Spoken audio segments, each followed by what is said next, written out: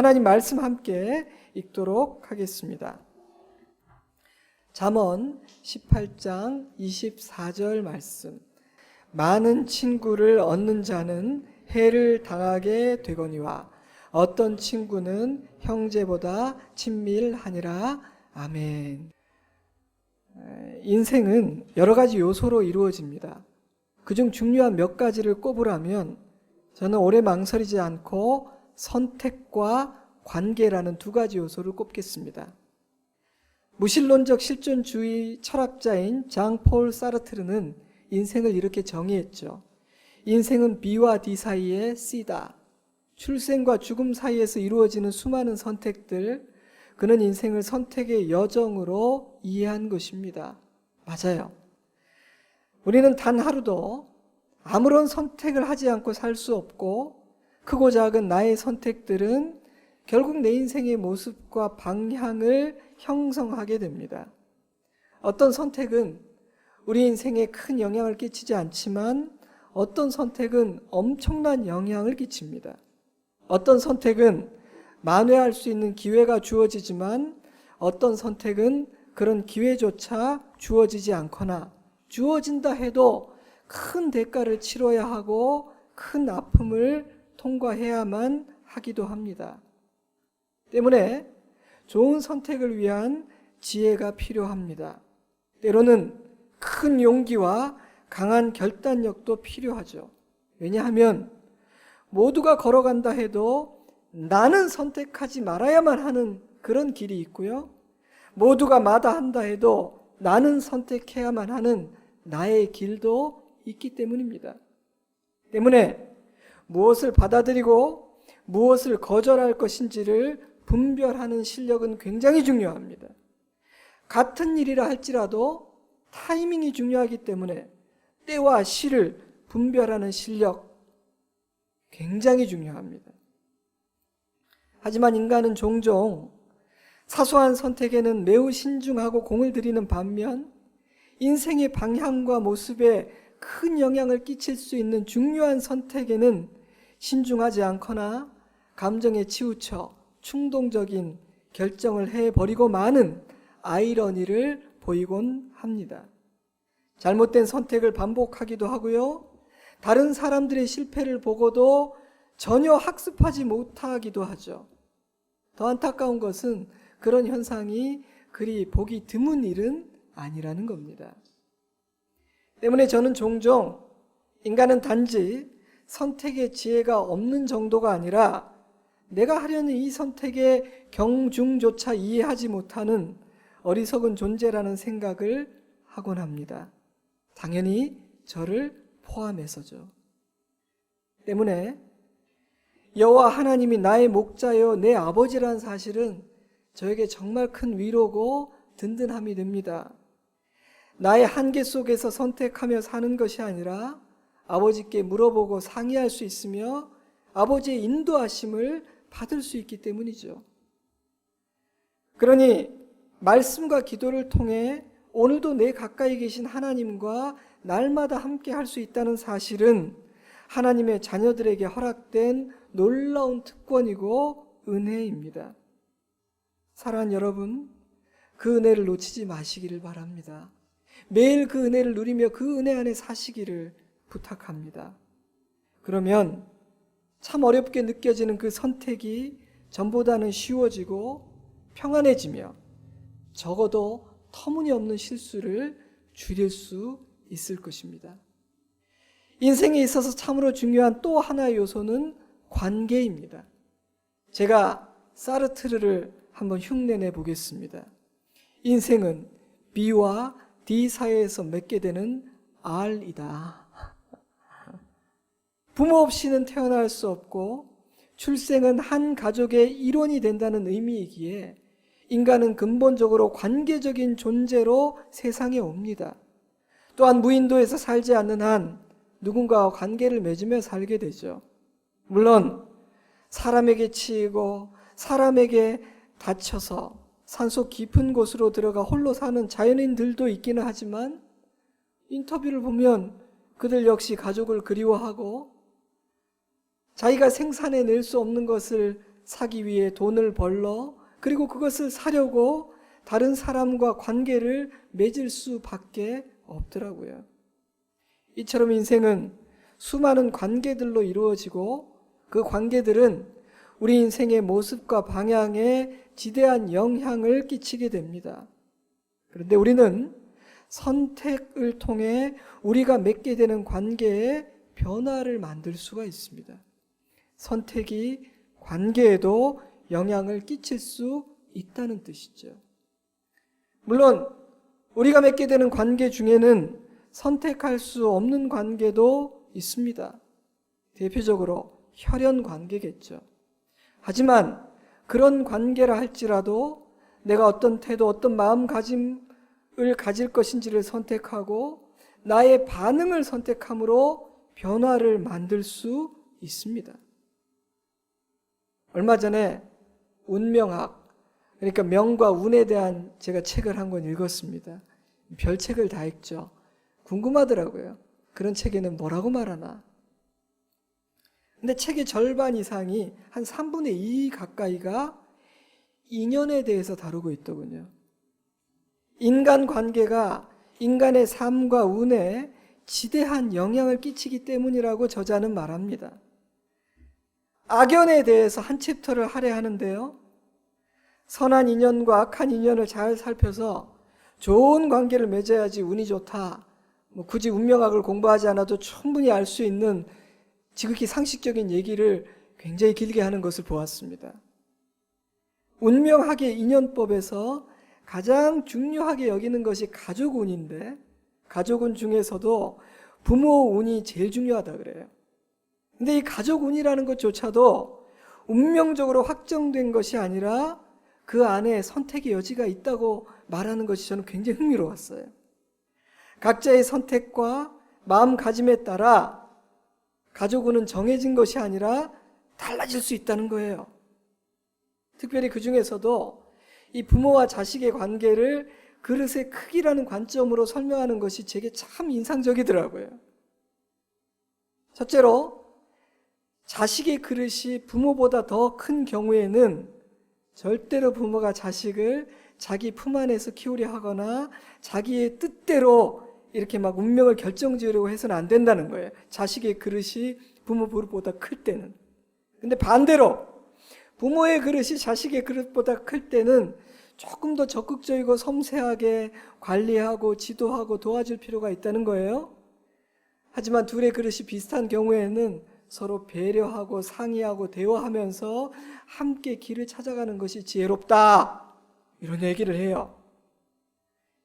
인간관계에 있어서 나의 그릇과 상대방의 그릇 크기를 고려하면서 관계를 맺어야 된다는 말이 제게 굉장히 인상적이었고 이게 단지 부모와 자식의 관계에만 해당되지는 않겠는데 그런 생각이 들었습니다. 저는 자녀를 둔 부모이고 또한 성도를 섬기는 영적인 부모이기도 하기 때문에 내 자녀와 우리 성도 한 사람 한 사람의 그릇의 크기를 잘 이해하고 또한 내 그릇의 크기가 어떠한지를 잘 이해하면서 한 사람 한 사람을 지혜롭게 잘 섬겨야 하겠구나. 이 인간관계의 지혜 하나를 제가 배웠어요. 또 너무 감동받아가지고 사서 읽으실 필요 없습니다. 이게 다 전부예요, 이게. 이런 이야기를 드리는 이유는 이 세상 사람들조차도 인연과 관계를 굉장히 중요하게 여기고 배우려고 하고 애를 쓰려고 하고 있더라는 사실을 말씀드리고 싶어서입니다. 좋은 사람을 찾아서 관계를 맺고 그 관계를 잘 가꾸려고 하고 악연을 피하려고 노력을 하더라고요. 어떻게 하면 그렇게 할 수 있을까? 인연일지를 써보라. 인생을 단기, 중기, 장기로 나누어서 내가 맺어온 선한 인연과 악한 인연들의 특징이 무엇인지를 한번 살펴봐라. 인간관계를 맺고 가꾸는 나의 패턴이 어떠한지를 한번 돌아봐라. 이 세상 사람들도 행운을 누리기 위해서 배우려고 하고 엄청난 노력을 기울이더라는 말입니다. 그런데 하나님의 자녀에게 인간관계에 대한 지혜가 없다거나 건강한 관계를 맺고 누리기 위해 배움과 수고를 하지 않아서 되겠는가? 그건 좀 부끄러운 일이다. 제가 그런 생각이 들었어요. 그래서 오늘은 이 관계에 대해서 묵상을 좀 해보려고 합니다. 코로나19로 인해 이런저런 모임들이 많이 줄어들고 가족과 함께하는 시간은 더 늘어난 것 같아요. 때문에 저는 자신이 맺고 있는 관계들을 돌아보고 점검해 볼 수 있는 좋은 기회가 우리에게 주어진 것이 아닌가 그런 생각이 들었습니다. 내가 맺고 있는 관계들은 건강하고 유익한 관계들인가? 우리 가정, 우리 가족의 관계는 건강한가? 관계라는 영역에 있어서 선택의 지혜와 선택의 실력은 잘 발휘되고 있는가? 나는 발휘하고 있는가? 나의 관계들을 점검해보고 변화를 줄 수 있는 좋은 기회가 아닌가? 그런 생각이 드는 것이죠. 오늘 저는 여러분에게 5개의 질문을 드릴 거예요. 이 질문을 마음에 잘 새기고 여러분 각자가 하나님 앞에서 한번 답해보는 시간을 가지면 좋을 것 같아요. 저도 그렇게 했습니다. 첫 번째 질문은 나에게 정리정돈이 필요한 관계는 없는가? 라는 질문입니다. 정리정돈해야 될 관계는 없는가? 많은 친구를 얻는 것은 해를 당하게 된다는 말씀은 의아하기도 하고 놀랍기도 하고 좀 충격적이기도 해요. 사실 이 신학자들은 이 잠언 18장 24절이 참 해석하기 어려운 말씀 중에 하나라고 생각합니다. 근데 우리는 그냥 좀 쉽게 보면 될 것 같아요. 영어 성경들은 대부분 망치다, 폐허가 되다, 몰락하다라는 의미를 지닌 해를 당한다는 걸 루인이라는 단어로 번역을 했고요. 히브리어로 살펴보면 심지어 산산조각이 나고 다 부서져서 전혀 쓸모가 없다, 해롭다 이런 의미까지 있습니다. 굉장히 강하고 부정적인 표현인 겁니다. 근데 하나님은 왜 이런 권면을 하시는 걸까요? 왜 하나님은 많은 친구가 있다는 사실을 매우 부정적인 뉘앙스로 말씀하고 계시는 걸까요? 제가 2가지 이유만 말씀드릴게요. 그 첫 번째 이유는 모든 친구가 유익한 것이 아니라 해로운 친구도 있기 때문이에요. 근데 친구가 많으면 가짜가 섞일 확률, 그 중에 해로운 친구 가라지가 있을 확률이 더 높아지기 때문입니다. 때문에 이 권면은요, 사실 이 권면의 핵심은요, 많은 친구가 있다는 그 자체를 문제 삼기보다는 분별력이 없이 친구를 사귀는 태도의 위험성을 지적하고 있는 거예요. 숫자 얘기하고 있는 게 아니에요. 분별력이 있냐 없냐 그걸 묻고 있는 거예요. 그러니 아이고 목사님 나는 친구의 숫자가 많지 않기 때문에 이 권면은 내게 해당되지 않네요. 그렇게 생각해서는 안 된다는 뜻입니다. 저는 이 말씀을 묵상하면서요, 어쩌면 이 많은 친구라는 표현은 그 사람의 가치관과 삶의 패턴을 보여주고 있는 것인지도 모르겠다라는 생각이 들었습니다. 무슨 말인가 하면 어쩌면 이 사람은 자신의 정체성과 삶의 의미와 즐거움을 하나님과의 관계 안에서 자신의 내면 안에서 찾는 것이 아니라 사람에게서 찾는 사람일지도 모르겠다라는 생각이 들었어요. 그래서 홀로 있는 시간을 견디지 못하는 거예요. 의미 없는 모든 모임에 가게 됩니다. 그래서 의미 없는 연락처 리스트들이 하나둘 늘어나죠. 하지만 정작 진정한 친구는 없습니다. 어쩌면 그렇게 행동하게 되는 뿌리는 사람의 인정을 바라는 마음일지도 모르겠습니다. 때문에 자신의 정체성과 삶의 의미를 사람에게서 찾는 것이죠. 하지만 잠언이 말하는 많은 친구는 잠깐의 위로와 잠깐의 즐거움을 줄 수 있을 뿐입니다. 해로운 만남은요, 뒤끝이 좋지 않아요. 그러므로 많은 친구를 사귀는 것이 목적이 되어서는 안 됩니다. 좋은 친구를 사귀는 것이 목적이 되어야 하고 하나님 안에서 자신의 내면을 견고하게 세우는 일을 먼저 해야 한다는 것이죠. 그것이 이 말의 의미예요. 2번째 이유는 친구가 너무 많으면 성장에 방해를 받기 때문이에요. 제가 이 말씀의 의미가 무엇인지를 여러 주석들을 다 찾아보았는데 어느 한 주석에 아주 흥미로운 해석이 있었습니다. 친구가 너무 많으면 자기 발전을 위한 시간이 부족해진다. 와닿았어요. 왜냐하면 친구가 많고 모임이 많으면 바빠지잖아요. 그러면 성장하고 성숙해지기가 어려워집니다. 왜냐하면 성숙이란 고요함과 홀로 있음 가운데 이루어지는 것이고 묵상을 통해서 이루어지기 때문이죠. 그 모두가 시간을 필요로 하는 일이거든요. 분주하면 안 되는 일입니다. 물론 내가 성장하고 성숙해지기 위해서 모든 관계를 끊어버리고 수도원으로 들어가라 그런 뜻은 아니에요. 철이 철을 날카롭게 하는 것 같이 사람이 그의 친구의 얼굴을 빛나게 하느니라. 성경은 우리는 친구를 통해 다듬어지고 성장하게 된다고 분명하게 말하고 있으니까요. 하지만 홀로 고요히 묵상하고 하나님과 교제하며 영적인 훈련을 할 시간이 없을 정도로 분주한 상태는 해로운데, 많은 친구를 가진 사람들은 그럴 위험이 어떻다는 거예요? 굉장히 높다는 것이죠. 때문에 성경은 많은 친구를 얻는 자는 해를 당하게 된다 라고 말하는 거예요. 얼마 전에 제가 실수의 책이라는 책을 읽었습니다. 제목이 실수의 책이에요. 누구나 쉽게 범하고 반복하기 쉬운 인생의 9가지 실수를 이야기의 형태로 엮은 책이었는데요.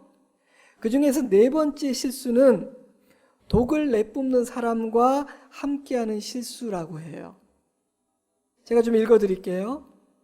당신의 친구가 당신의 미래에 영향을 준다. 당신 주변에 어떤 사람이 있느냐에 따라 당신이 가는 길이 달라진다. 회의적이고 의심이 많고 맥 빠지게 만드는 친구들을 격려해주고 성공하도록 도와주고 동기부여가 되는 친구들로 바꿔야 한다. 옷을 고를 때보다 친구를 선택할 때 더 많은 시간을 투자해야 한다. 해로운 사람들은 우리가 아는 것보다 더 위험하고 더 많은 피해를 준다. 당신을 끊임없이 아래로 떨어뜨리는 사람들은 멀리해야 한다. 첫 번째 질문은 혹시 나에게 정리정돈해야 할 관계는 없습니까? 라는 질문이었습니다. 여러분 한번 진지하게 생각해 보시기 바라요. 두 번째 질문은 내가 더 소중하게 여겨야 될 관계는 없는가? 라는 질문입니다. 정리하든지 적어도 거리를 두어야 할 관계가 있는가 하면 지금보다 더 소중하게 여기고 더 가까이 해야 할 그런 관계들이 있습니다. 잠언 말씀에 의하면 그 사람은요, 형제보다 친밀한 어떤 친구입니다. 근데 이 한 절 말씀의 구절을 보면 많은 친구와 어떤 친구가 대조되고 있죠. 그러니 이런 친구는 많을까요, 적을까요? 소수라는 뜻이에요. 근데 우리가 주의해야 될 사실이 있습니다. 왠지 내가 끌리고 흥미로운 사람, 나에게 되게 잘해주고 막 나를 찾기 때문에 나도 왠지 끌리는 그런 사람들이 반드시 내가 소중히 하고 가까이 해야 될 그런 사람이 아닐 수도 있다는 것이에요. 내가 끌리는 그 사람이 나한테 잘해준다고 해서 내가 소중하게 여겨야 된다라는 것을 의미하지는 않는다는 거예요. 이해가 되세요? 막 밥을 만날 때마다 사주고 세상 정보 너무 많이 알고 항상 막 나를 찾고 나와 대화하기를 원하지만 막상 만나거나 대화하고 나면 뭔가 뒤끝이 좋지 않고 마음과 생각에 부정적인 영향을 끼치는 사람이 있는가 하면 막 나한테 적극적이지도 않고 되게 재미있거나 대단히 유력한 사람은 아니지만 그래도 그 사람하고 만나고 대화를 하고 나면 뒤끝이 좋고 용기가 생기고 유익이 되는 그런 사람이 있다는 것이에요. 여러분에게 묻고 싶어요. 여러분은 주로 어떤 사람과 만나고 영향을 주고받고 있는 것 같아요? 여러분은 소중히 여겨야 할 관계가 어떤 관계인지를 잘 알고 있기 때문에 그 관계를 의도적이고 적극적으로 잘 가꾸고 있나요? 조금 전 인용했던 그 책에 이런 문장이 있습니다. 흔히 사람들은 자신의 미래에 지대한 영향을 끼치는 친구들을 선택할 때보다 상점에서 옷을 고를 때 훨씬 더 신중해지죠. 어리석은 일입니다. 담배를 피우는 사람 옆에 있으면 유독 물질을 흡입하지 않을 수가 없습니다. 그러니 불평과 비난을 입에 달고 사는 친구들과 어울리는 것도 마찬가지예요. 회의적이고 의심이 많고 맥 빠지게 만드는 친구들을 격려해주고 목표를 향해 나아가도록 도와주고 선한 동기부여를 해주는 친구들로 바꿔야 합니다. 만약 내가 누군가 함께 있을 때 항상 맥이 빠진다는 생각이 든다면 당신은 지금 관계의 변화가 필요한 상태에 있는 겁니다. 때문에 우리에게는요, 그냥 정돈해야 되는 관계를 아는 지혜도 필요하지만 더 귀하게 여겨야 할 관계를 알아보는 실력도 필요해요. 만약 알아보았다면 주저하거나 망설이지 마세요. 그를 가까이 하십시오. 그 사람의 영향을 받으려고 노력하세요. 그와 교제하십시오. 이것은 선택의 영역에 속한 일입니다. 그러니 관계라는 영역에 있어서 다른 사람이나 내게 주어진 환경을 탓할 수가 없어요. 내가 초대하고 허락하지 않은 것은 그 어떤 것도 우리의 삶에 들어올 수가 없기 때문입니다. 내 삶에 들어와 있는 거는요, 어느 순간 다 내가 초대한 거예요. 허락한 것들이에요. 그러니 내가 이미 맺고 있는 관계들 중에서 앞으로는 더 귀하게 여기고 가꿔야 할 관계는 어떤 것인지 생각해 보세요. 미처 알아보지 못해서 놓쳐버린 소중한 관계는 없는지 살펴보세요. 그리고 그들을 여러분의 삶에 초대하십시오. 그들은 아마도 여러분의 가족일 것이고 영적인 친구들일 것이고 여러분의 스승이나 멘토가 될 수 있는 그런 사람들일 거예요. 그들을 찾아내세요. 그리고 그들을 소중히 여기세요. 그들을 여러분의 인생의 동반자로 옆에 두세요. 세 번째 질문은 내가 섬겨야 하는 관계는 없는가? 라는 질문입니다. 내가 섬겨야 하는 관계는 없는가? 자, 앞서 드린 두 개의 질문이 내게 유익한가 해로운가? 내 인생에 부정적인가 긍정적인가? 라는 차원의 질문이었다면 이 세 번째 질문은 우리의 사명과 관계된 질문이에요. 인생 여정 가운데 우리는 하나님께서 나에게 부탁하시는 사람들을 만나게 돼요. 그 관계는요, 하나님께서 우리에게 주시는 사명이라고 저는 생각합니다. 내가 이 사람 좀 부탁할 테니까 잘 섬겨. 이런 사람을 만나게 된다는 거예요. 그것은 우리의 사명이에요. 이게 정돈하느냐, 섬기느냐, 소중히 여기느냐고 다른 차원의 관계예요. 그런데 그 섬김의 기간은 단기간일 수도 있고 장기간일 수도 있어요. 어떤 관계는 평생이에요. 근데 그 시간의 길이는요, 저나 여러분이 정할 수 있는 것이 아니에요. 그러니 내가 언제까지 저 사람을 섬겨야지 정하려고 해서는 안 되겠죠. 우리는 그저 주님께서 어느 날 갑자기 이제 됐다, 수고했어, 그만하면 됐어 라고 하실 때까지 성실하게 그 관계에서 섬기면 되는 겁니다. 자, 그렇다면 하나님께서 우리에게 섬겨야 할 사명으로 허락하신 관계는 어떤 관계일까요? 저는 한번 가만히 생각을 해보았습니다. 아마도 부모님, 우리의 부모님일 수도 있겠습니다. 우리의 자녀일 수도 있겠죠. 내 남편과 내 아내일 수도 있을 거예요. 어쩌면 내 친구 중에 연약한 어떤 사람일 수도 있습니다. 어느 날 내 눈에 보이게 하시고 내 마음에 들어오게 하시는 어떤 사람일 수도 있어요. 주의 일을 감당하는 사역자이거나 어느 선교사님일 수도 있습니다. 여러분, 그런 사람을 찾고 섬기시기 바라요.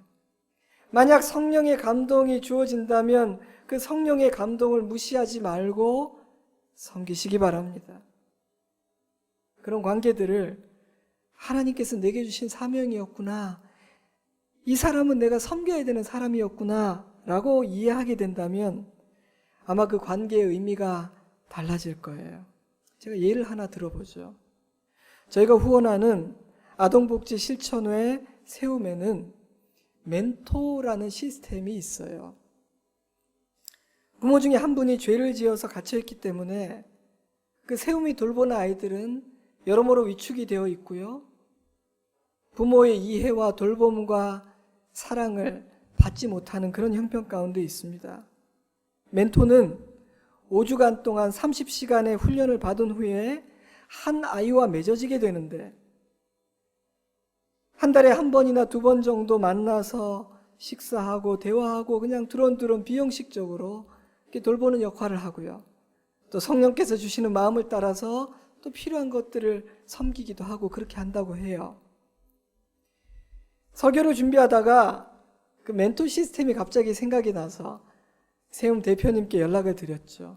그랬더니 훈련을 수료하신 분이 8명이 계신데 현재 멘토로 활동하고 있는 분들이 4명이 된다고 하시더라고요.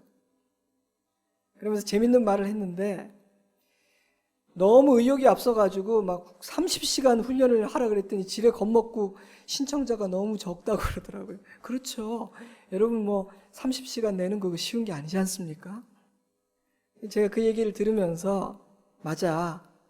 누군가를 책임감 있게 섬긴다는 게 쉬운 게 아니지. 그래서 귀한 시간을 내서 30시간이나 훈련받은 그 8분과 멘토로 활동하고 있는 4분이 참 귀하구나 하는 생각이 들었습니다.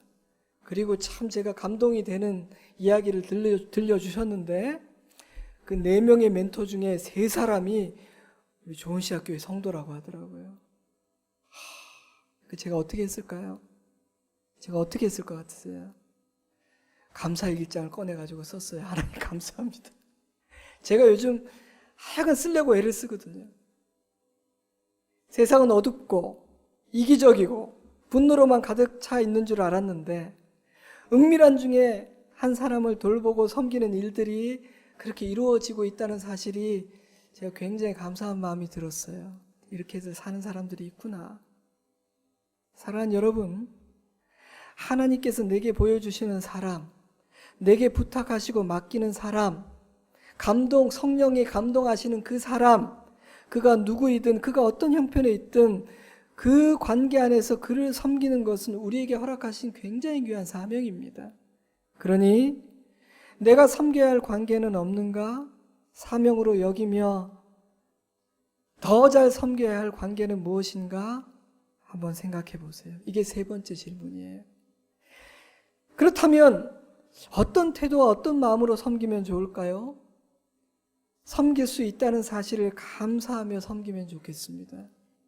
즐겁게 또 기꺼이 섬기면 더 좋겠습니다. 내 힘이 아니라 주님께서 주시는 은혜와 능력으로 섬기면 좋겠습니다. 그래야 잘 섬기다가 실족해서 원망하고 불평했던 마르다가 되지 않을 수 있습니다. 그래야 즐겁게 주님께서 수고했다 하시는 그 끝까지 잘 섬길 수 있습니다. 저는 이런 종류의 감사를 지난 한 16일 동안 감사일기를 쓰면서 여러 번 썼던 것 같아요. 하나님, 별건 아니지만 제가 아빠로서, 남편으로서, 사위로서 가족을 섬길 수 있어서 정말 감사합니다. 제가 몇 번 썼어요. 주님, 아주 작은 일이었지만 제가 오늘 아무개 성도를 섬기고 위로해 주었습니다. 제가 그럴 수 있어서 너무너무 감사합니다.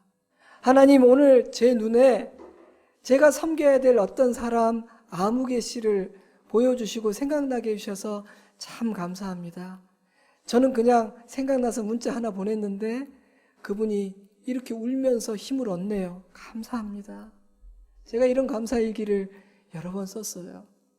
아마 여러분에게도 있었을 거라고 생각해요.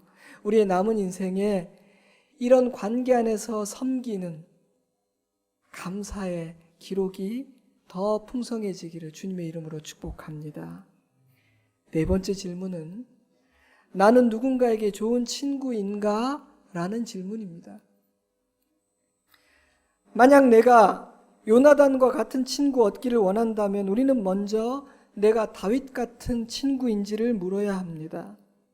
좋은 남편을 원한다면 좋은 아내인지를 물어야 하고 좋은 아내를 원한다면 좋은 남편인지를 물어야 합니다. 나는 누군가에게 좋은 사람이었는가? 나는 누군가에게 좋은 친구로 살아왔는가? 저는 한 살 한 살 나이가 들면서 참 이 질문을 참 많이 하게 되더라고요. 이상하게 그 질문을 많이 하게 돼요. 지난 삶을 돌아보면서 나는 누군가에게 좋은 친구였나? 이 생각을 참 많이 해요. 저를 돌아보는 거죠. 근데 여러분, 스스로 자기에게 이런 질문을 던지면 막 신이 날 것 같습니까? 부담이 될 것 같습니까? 자책하게 될 것 같지 않아요?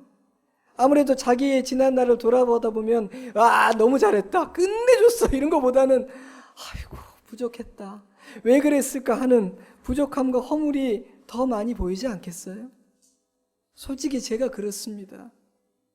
돌아보니 저희 미성숙함과 부족함이 얼마나 많이 보이는지 자책하게 되고요.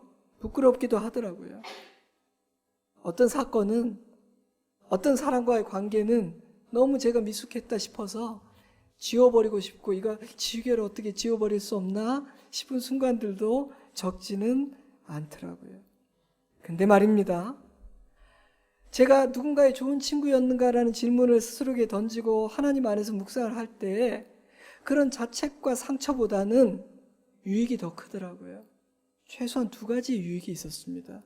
첫째로 제 자신을 발견하고 이해하는 기회가 되더라고요. 종종 말씀드리지만 자신을 올바르게 이해하고 있는 모습 그대로를 인정하고 받아들이는 것은 굉장히 중요한 일이에요. 그것은 변화와 새로움, 치유와 회복과 자유로 가는 첫걸음이 되기 때문입니다. 그런데 나는 누군가에게 좋은 친구였는가라는 질문을 던지고 묵상하다 보니 제 자신을 돌아보고 발견하게 되는 은혜가 허락되더라고요. 누군가를 탓하는 것이 아니라 저를 발견하는 은혜가 주어지더라고요. 제가 또 그 질문을 던지면서 깨달은 게 있어요. 여러분, 누군가의 좋은 친구였는가라는 질문이 좋은 의도를 담고 있어요? 나쁜 의도를 담고 있어요? 좋은 의도를 담고 있죠. 의도가 좋은 질문이기 때문에 하나님께서 좋은 답을 주시더라고요. 아멘입니까? 그러므로 여러분, 선한 의도를 담은 질문을 던지세요. 그러면 하나님께서 은혜를 주세요. 내가 기대한 것보다 더 좋은 일을 내 인생에 이루어 주십니다. 둘째로요, 이런 질문을 던지니까 감사가 풍성해지더란 말입니다. 근데 희한하죠? 분명 제가 던진 질문은 나는 누군가에게 좋은 친구였는가라는 질문이었는데 희한하게도 그 질문을 묵상하다 보니 저에게 좋은 친구가 되어 주었던 사람들이 생각나더란 말이에요. 이상하죠? 제가 봐도 부족한 나를, 돌아보니 부끄러운 나를 친구로 삼고 품어주고 기다려준 신실한 친구들이 제 인생에 많이 있었더라고요. 우리 좋은시학교의 성도들이 그랬더라고요. 내 친구들이 그랬더라고요. 제 가족들이 그랬더라고요. 못마땅한 부분이 많고 아쉬운 부분이 많았을 텐데 기다려주고 품어주고 신뢰해주고 아껴주었더라고요. 그리고 그 무엇보다도 신실하신 하나님의 은혜와 변함없는 아버지의 사랑에 감사하게 되더라고요. 하늘 아버지, 나의 예수님, 자격 없는 나를 위해 십자가에 달리셨고 언제나 내 편 되시고 언제나 내 친구가 되어주셨구나, 그걸 제가 깨닫게 되더라는 말입니다. 내가 누군가의 좋은 친구였는가를 생각했는데 하나님이 내 친구가 되어주셨다는 사실이 가슴에 벅차더란 말이에요. 만약 그런 은혜와 그런 사랑이 없었다면 저는 마귀가 던져준 고난과 풍랑 앞에서 사람들의 정죄와 비난 앞에서 진적에 망가져 버렸을 텐데 라는 생각이 드니까 감사가 나오더라고요. 그래서 나도 누군가의 좋은 친구, 신실한 친구가 되어야겠다, 내가 받은 은혜가 이렇게 큰데 라는 거룩한 동기부여가 되더라는 말입니다. 인간은요, 입은 은혜보다 받은 상처와 배신을 더 오래 더 깊게 기억하는 경향이 있습니다. 하지만 여러분, 가만히 생각해 보세요. 나를 사랑해준 친구, 나를 기다려준 가족이 없었다면 과연 오늘의 내가 있을까요? 만약 그런 은혜를 입으면서 살지 않았다면, 오직 상처와 배신만 당하면서 살아왔다면 우리가 망가지지 않고 이토록 건강하고 정상적인 얼굴로 오늘 이 주일 이 아침 예배 드릴 수 있겠냐고요? 그럴 리가 없죠. 그러니 저와 여러분에게는 고마운 사람이 많은 겁니다. 그러니 여러분, 오늘 이 아침 나도 누군가에게 변함없이 좋은 친구, 그의 후원자, 그의 편이 되겠다는 소원을 품어 보십시오. 그것이 4번째 질문입니다. 마지막 5번째 질문은 하나님과의 관계는 어떠한가? 라는 질문입니다. 우리 인생에서 가장 중요한 관계, 가장 첫 번째 관계는 하나님과의 관계입니다. 하지만 어리석은 인간은 사람에게서 위로를 찾고 인정을 구하며 사람을 통해 자신을 발견하려고 하죠. 물론 좋은 친구는 하나님의 선물입니다. 하나님은 한 사람을 부르시고 얘야, 네가 저 사람에게 가서 내 역할 좀 대신 좀 해주렴. 친구는 그렇게 주시는 선물이기 때문이에요. 다윗에게 요나단이, 사도 바울에게 브리스길라와 아굴라가 그런 친구들이었죠. 그들은 위로자요, 공급자요, 보호자였습니다. 모두가 다윗과 바울에게서 등을 돌리는 그 순간에도 그들은 그 곁을 지켰던 신실한 친구들이었습니다. 근데 가만히 생각해 보세요. 그 친구들이 했던 행동은 정확하게 하나님께서 우리를 위해서 행하시는 행동 아닙니까? 그러니 좋은 친구는 하나님의 대리자들이에요. 하나님의 선물입니다. 그러나 여러분, 사람보다 하나님이 먼저라는 사실을 잊어서는 안 됩니다. 그 어떤 일보다 먼저 하나님과의 관계가 바로 서야 하고, 하나님 안에서 나의 정체성을 발견하고 하나님 안에서 위로와 소망을 얻고자 해야 한다는 말입니다. 하나님과의 교제를 사람의 교제보다도 더 즐거워하고 절대 빼앗기지 않겠다는 굳은 마음의 소원과 결심이 있어야 한다는 뜻입니다. 왜냐하면 하나님과의 관계가 흔들리면 다른 사람과의 관계도 흔들리게 되고 결국은 헛된 관계를 추구하게 되기 때문이죠.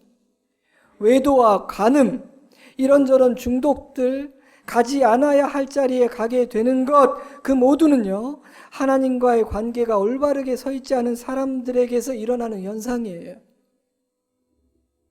젊은 시절 성 어거스틴은 인생의 허무와 공허를 채우기 위해 세상 향락에 깊이 빠져서 살았습니다. 하지만 그 어떤 쾌락으로도 자신의 마음의 그 빈자리와 불안을 채울 수가 없었죠. 그리고 그 빈자리는 오직 하나님의 은혜로만 채워질 수 있다는 사실을 깨닫게 됩니다. 그의 참회록은 그런 고백과 깨달음의 기록이에요. 파스칼 역시 비슷한 말을 했습니다. 사람의 마음에는 오직 하나님만이 채울 수 있는 공간이 있다. 그럼에도 불구하고 인간은 다른 것으로 그 자리를 채우려고 노력을 합니다. 그러나 갈증만 점점 심해집니다. 점점 더 망가집니다. 결론이 좋지 않습니다. 그럴 수밖에요. 그런 것들로 채워지지 않는 자리니까. 사랑하는 성도 여러분, 오늘 제가 드리는 5번째 마지막 질문은 여러분과 하나님의 관계는 어떠합니까? 라는 질문입니다. 나는 하나님 안에서 나의 정체성, 나의 위로, 나의 즐거움, 나의 안전, 나의 소망을 찾으려 합니까? 그래야 합니다. 더 그래야 할 겁니다. 앞으로는요. 말씀을 맺겠습니다.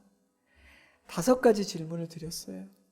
한번 이 5가지 질문 여러분 잘 적어서 정리하신 다음에 한번 답을 해보세요. 첫째로, 나에게는 정리정돈이 필요한 관계는 없는가?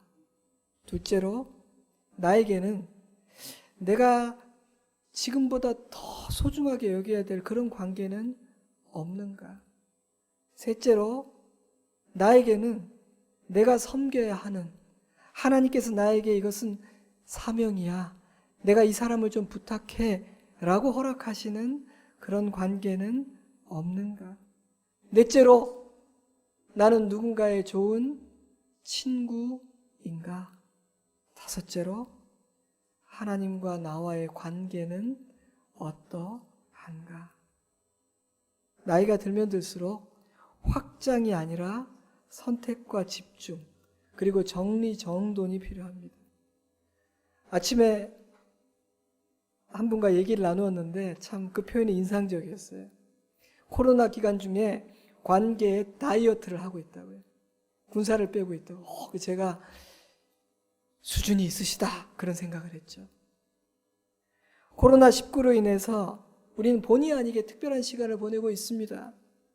하나님께서 이 시대에 행하고 계신 일은 선택과 집중, 정리와 정돈, 가볍고 단순하게 하는 것, 정화하고 깨끗하게 하는 것이라는 생각이 듭니다. 저는 우리의 관계에서도 그 일을 해야 한다고 생각해요. 다가오는 미래 사회를 특징 짓는 여러 가지 단어들이 있는데 그 중에 하나가 uncontact라고 해요. 비대면, 비접촉. 아마 관계도 축소되고 관계를 맺는 방식도 달라질 수 있다는 의미일 거예요. 그렇기 때문에 관계의 지혜와 실력은 훨씬 더 중요해질 거라고 저는 확신합니다. 시간이 걸리겠지만 치료약이 개발되고 백신도 개발되면 우리는 아마 어떤 형태로든 다시 새로운 일상으로 돌아가게 될 거예요. 근데 그 일상으로 돌아가는 우리의 지혜와 실력은 달라져 있기를 바랍니다. 우리의 남은 날들은 정말 잘 살아야 할 것 같아요. 주님이 곧 오실 것 같지 않습니까? 저는 곧 오시기를 기도하고 있기도 한데요. 오늘 주신 이 말씀이 우리의 삶에 실제적으로 구체적으로 어떤 열매로 맺히게 되기를 주님의 이름으로 축복합니다. 기도하겠습니다. 사랑하는 여러분, 이 5가지 질문을 한번 가만히 생각해 보세요.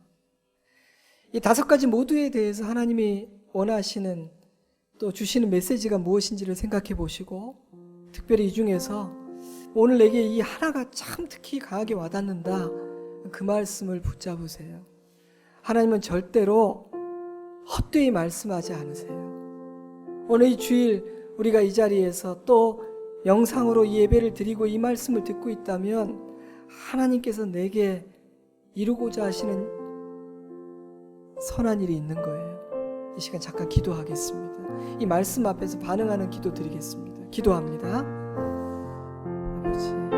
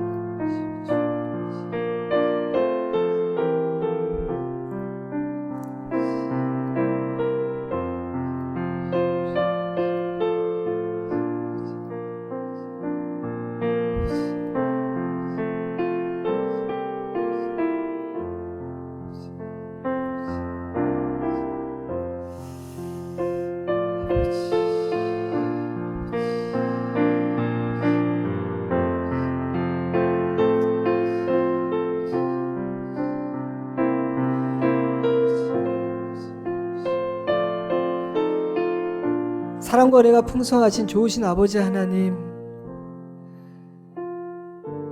자격 없는 우리를 한없이 사랑해 주시고 언제나 좋은 친구 되어 주셨음을 감사드립니다. 그 어떤 것도 너희를 향한 내 사랑을 끊을 수 없다 말씀해 주시니 감사합니다. 주님, 저희들이 하나님과의 관계 안에서 나의 안전과 나의 정체성과 내 인생의 의미와 즐거움과 기쁨을 찾는 지혜로운 자 되게 하여 주시옵소서. 그런데 하나님, 또한 인생에 있어서 관계를 맺는 지혜가 필요함을 아버지 앞에 고백합니다. 먼저 우리에게 좋은 친구 주신 것을 감사합니다. 그들을 더 귀하게 여기고 아버지 하나님, 그들과 더 깊고 선한 관계를 맺게 하여 주시옵소서. 하나님, 해로운 관계를 구별하는 분별하는 지혜를 주셔서 잠언이 말씀하는 것처럼 의미 없는 많은 관계로 인하여 많은 친구 때문에 해를 입는 어리석은 자 되지 않게 하여 주시옵소서. 누구를 섬겨야 할지 가르쳐 주옵소서. 그래서 이 사람은 나의 사명이구나, 하나님 감사합니다 고백하게 하여 주시고, 그리고 주님, 이제 나의 남은 인생은 누군가의 진정 좋은 친구로 살기를 소원합니다. 좋으신 주님, 주님 안에 있음이 얼마나 감사한지 모릅니다. 우리 주님을 첫자리에 모시고 주님 안에 거함으로 사람과의 관계에 대한 지혜도 얻게 하여 주시옵소서. 용기와 결단력과 지혜를 허락하여 주시옵소서. 우리 사랑하는 성도들의 가정과 모든 관계를 축복합니다. 예수님 이름으로 기도드리옵나이다. 아멘. 우리 다 같이 자리에서 일어서서 찬양합니다. 우리의 친구 되신 하나님, 우리 예수님 찬양합니다.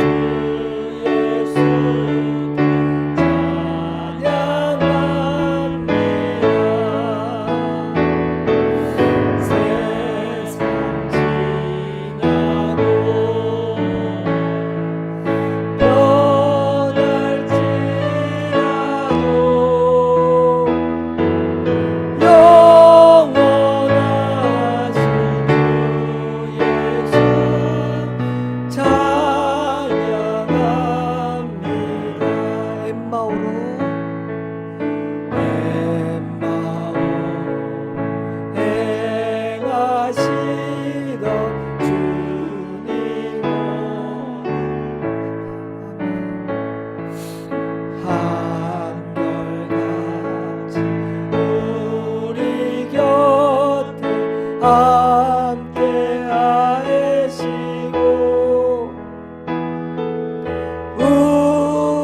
우리들을 영접하러 다시 오실 때 영광의 주 진리에 아멘. 어저께나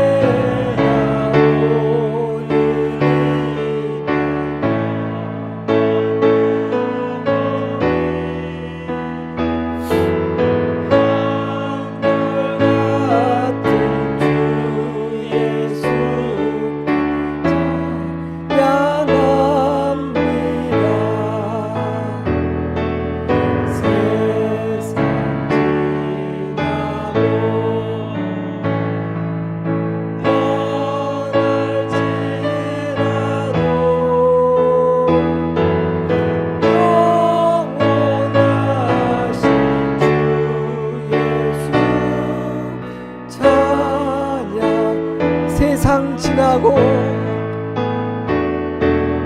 세상 지나고 변할지라도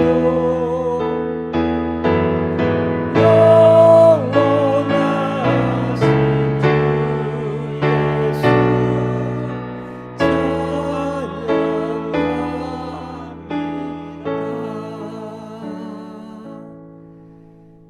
지금은 우리 구주 예수 그리스도의 크신 은혜와 하나님 내 아버지의 깊고 넓은 사랑하심과 성령 하나님의 크고 놀라운 은혜와 능력의 역사하심이